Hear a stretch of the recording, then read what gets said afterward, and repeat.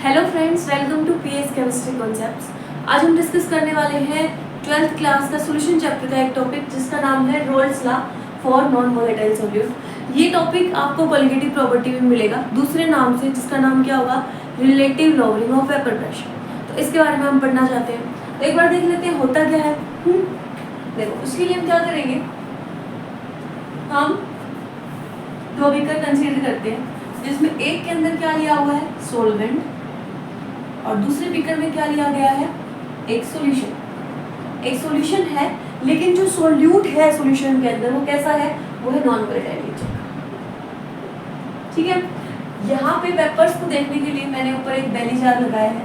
इस बेली जार के अंदर नंबर ऑफ पेपर्स को हम देखेंगे कितने आए हैं। ओके, अब देखो, सॉल्वेंट है, वेपराइज होगा, यहाँ पे क्या हो जाएंगे, वेपर आएंगे और जिनसे हमारे पास वेपर प्रेशर होगा। इधर देखो, इस जो सॉल्यूशन है उसके सरफेस के ऊपर दो तरह के पार्टिकल आपको देखने को मिलेंगे। एक पार्टिकल तो सॉल्वेंट के, ठीक है, जैसे इसमें सिर्फ सॉल्वेंट के थे और इसमें सॉल्वेंट के, और उनमें से कुछ पार्टिकल किसके होंगे, सोल्यूट के। फॉर एग्जाम्पल मैंने मान लिया कि दो पार्टिकल किसके, सोल्यूट के। अब देखो, सॉल्वेंट के पार्टिकल ऐसे निकल रहे थे, लेकिन अभी क्या हो गया, सोल्यूट के पार्टिकल यहाँ पे हैं। सोल्यूट कैसा है, नॉन वोलेटाइल। इसका मतलब ये तो जल्दी से वेपर नहीं बनाने वाला, ना तो ये खुद वेपर बना रहा है जल्दी से, और ना ही सोलवेंट जो हमारे पास सोलवेंट है उसके वेपर्स को बाहर निकलने दे रहा है। दूसरे शब्दों में ये कहूँ कि हमारे पास इस स्पेस के अंदर नंबर ऑफ वेपर इसके कंपैरिजन में कम होंगे। क्यों? क्योंकि इन सोल्यूट के पार्टिकल्स ने जो एस्केपिंग टेंडेंसी है पार्टिकल्स की, सोलवेंट पार्टिकल की, वो कम कर दी है। खुद नॉन वोलेटाइल है, साथ में इसके भी वेपर नहीं बनने दे रहा, तो ओवरऑल हमें जो वेपर मिलेंगे वो कम मिलेंगे, जिसके कारण प्रेशर भी क्या हो जाएगा, कम हो जाएगा। इसलिए टॉपिक का नाम भी क्या है, relative lowering of vapour pressure, या फिर दूसरे तरीके से हम बोल रहे हैं roles law non volatile solute के लिए। कॉन्सेप्ट समझ में आया? अब इस कॉन्सेप्ट को हम एक्सप्रेस कर रहे हैं किस फॉर्म में, एक्सप्रेशन की फॉर्म में। ठीक है, देखो, उसके लिए हम किसका यूज करेंगे, हमें एक चीज़ पता है कि जो सॉल्यूशन होता है वो दो चीज़ों का सम होता है, सोल्यूट प्लस में सोलवेंट। इतनी बात ठीक है। अब जब हमने इस टॉपिक से पहले रोल्स लॉ के बारे में पढ़ा था, रोल्स लॉ ने एक स्टेटमेंट दी थी। ठीक है, क्या कहा था रोल्स लॉ ने? रोल्स लॉ ने कहा था कि किसी भी सब्सटेंस का वेपर प्रेशर किसके इक्वल होगा, मोल फ्रैक्शन के इक्वल, एंड उस सब्सटेंस की प्योर स्टेट में जो वेपर प्रेशर है उसके इक्वल। ठीक है, यानी partial vapour pressure of a substance एक सॉल्यूशन के अंदर किसके बराबर होगा, मोल फ्रैक्शन ऑफ सब्सटेंस का, और प्योर स्टेट में जितना वेपर प्रेशर है उसके इक्वल होगा। इतनी बात समझ में आई?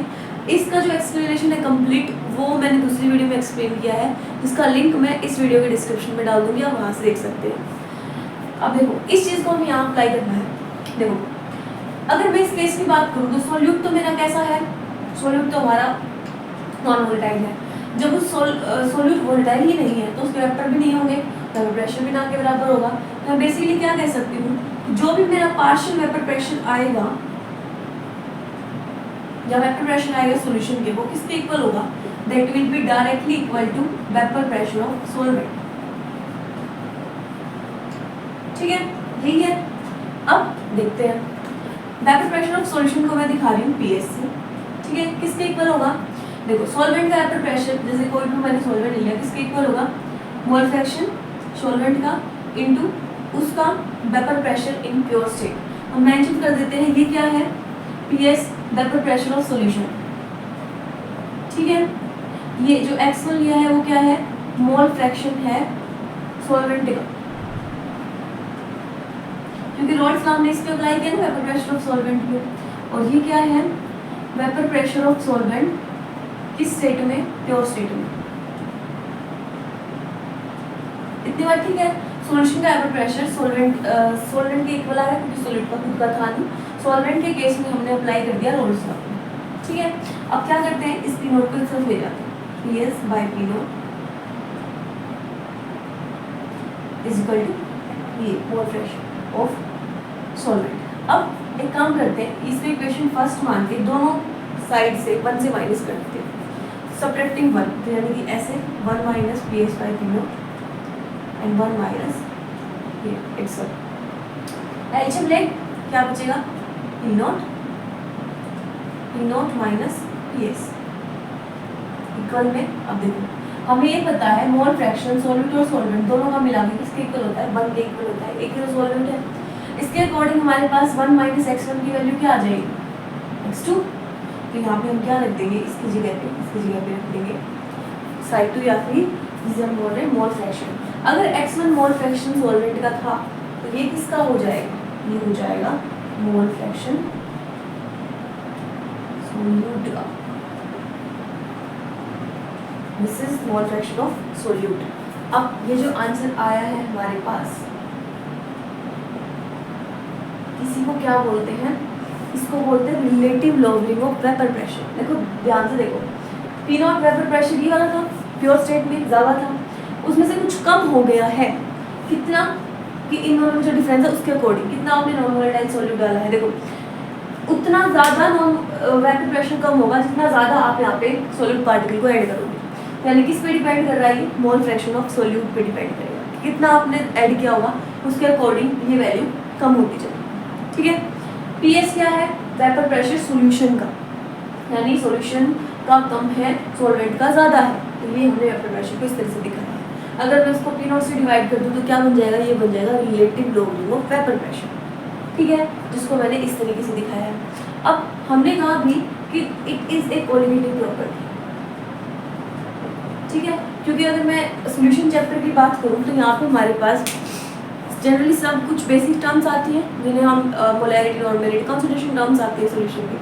उसके बाद हमारे पास सेंटिला वाले टॉपिक आते हैं, सोलिबिलिटी के बारे में आता है, और उसके बाद हमारे पास जो मेन पोर्शन बचता है वो 4 कोलिगेटिव प्रॉपर्टी का बचता है, जिसमें से एक कोलिगेटिव प्रॉपर्टी हमारे पास ये होती है।